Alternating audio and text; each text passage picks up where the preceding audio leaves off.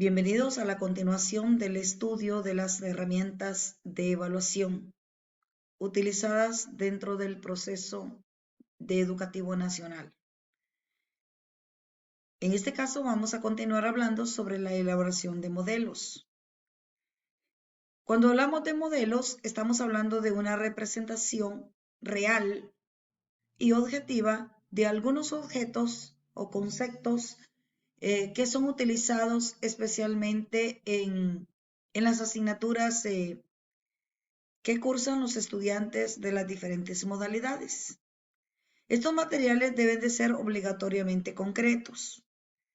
Todas aquellas actividades que lleven a estimular la creatividad del niño.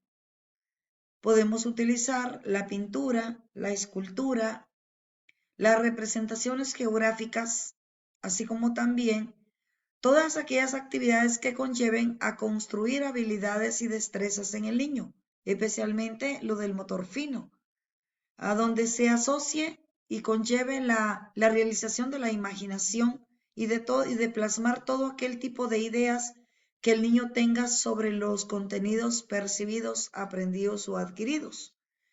Dentro de este modelo también el niño puede realizar una representación tridimensional de la realidad en la que él vive, ¿verdad? Puede ser dentro del contexto familiar, dentro del contexto escolar o dentro del contexto familiar.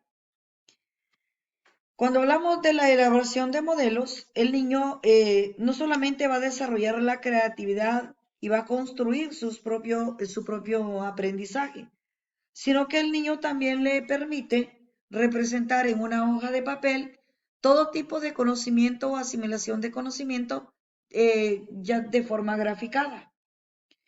Esta herramienta de evaluación puede ser utilizada en todos los niveles, siempre y cuando sea orientada hacia la adquisición y creación de nuevos aprendizajes. Es una herramienta que tiene una gran ventaja porque fortalece el trabajo en equipo, donde todos los miembros del proceso pueden participar en con diferentes actividades. Se puede utilizar para evaluar cualquier tema, ¿verdad? A través de nosotros podemos representar y el niño evaluar cualquier tipo de tema, ¿verdad? De cualquier asignatura. No precisamente está encaminada hacia una asignatura o hacia una determinada temática. Otra herramienta de evaluación que tenemos es la de proyectos. Cuando nosotros hablamos de proyectos, estamos hablando de un conjunto de acciones que van encaminadas hacia la investigación o la búsqueda explícita de conocimientos que nos conlleven a resolver problemas de la realidad. Es necesario inducir al estudiante a ejecutar en un tiempo determinado algunas actividades que le generen en cierta medida conocimientos para la resolución de los problemas que tenemos en el contexto social. Cuando hablamos del proyectos como una herramienta de evaluación, estamos hablando de las investigaciones que el niño puede realizar en diferentes campos de trabajo seleccionados. Estamos hablando, por ejemplo, de la vida de los animales, estamos hablando de la problemática de la basura, estamos hablando de proyectos como la reforestación, estamos hablando sobre el mantenimiento de las áreas verdes en los diferentes centros educativos, así como también todas aquellas actividades que conlleven a mejorar las acciones o el medio en el contexto en el cual el niño se encuentra, pero que éstas vayan adaptadas más que todo a la realidad de la que vive el niño, ¿verdad? Estamos hablando ahí dentro del proceso de ornato, dentro del proceso de mantenimiento de algunas áreas de los centros educativos o en los espacios de los hogares en los cuales habitan los niños o dentro del contexto que lo rodea. Otra herramienta de evaluación utilizada tenemos el texto de escritos, que este es utilizado no solamente en la clase de español, puede ser utilizada en cualquier otra asignatura que le ayude al niño a fortalecer lo que es el nivel de lectura, en los niveles de escritura, el nivel de comprensión, asimilación y explicación y argumentación de cualquier texto dentro requerido. Cuando hablamos del texto escrito, estamos hablando de que el docente debe de proveerle al estudiante todo tipo de escrito en el cual el niño pueda identificar los signos de puntuación, las reglas ortográficas, así como el uso de las mayúsculas, minúsculas, que conlleva a tener esto un nivel de aprendizaje, un nivel de asimilación y un nivel de niveles de escritura también. Hablamos del texto escrito, nos puede ayudar a establecer en el niño cómo extraer ideas centrales, palabras claves, lo que son las partes de un texto, la parte introductoria, el desarrollo, ¿verdad? Y el desenlace del texto. O sea que esta herramienta la podemos utilizar no solamente en la clase de español, la podemos utilizar en otras clases como sociales, ciencias naturales, que nos lleven a obtener en el niño o a establecer estándares de aprendizaje donde el niño aplique la escritura y realice ejercicios de rasgos ortográficos como la caligrafía, que es una de las técnicas más utilizadas para el mejoramiento y la definición del rasgo de escritura. Este texto el profesor de a toda actividad de evaluación debe ser cuantificable, ¿verdad? ¿Qué es lo que le va a ayudar al niño a motivarlo a realizarlo de la mejor manera?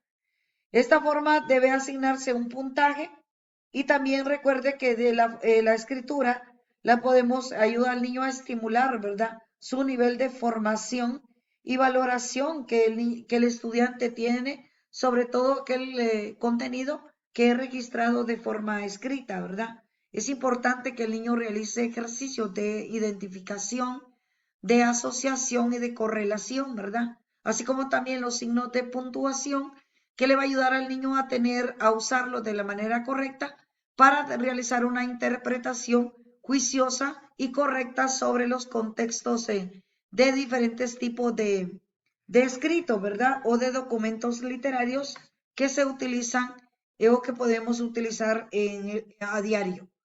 Otra técnica de evaluación, tenemos ahí otro instrumento de evaluación, es la elaboración de gráficos. Los gráficos son una herramienta de evaluación que son utilizados especialmente, para representar situaciones dentro del contexto social.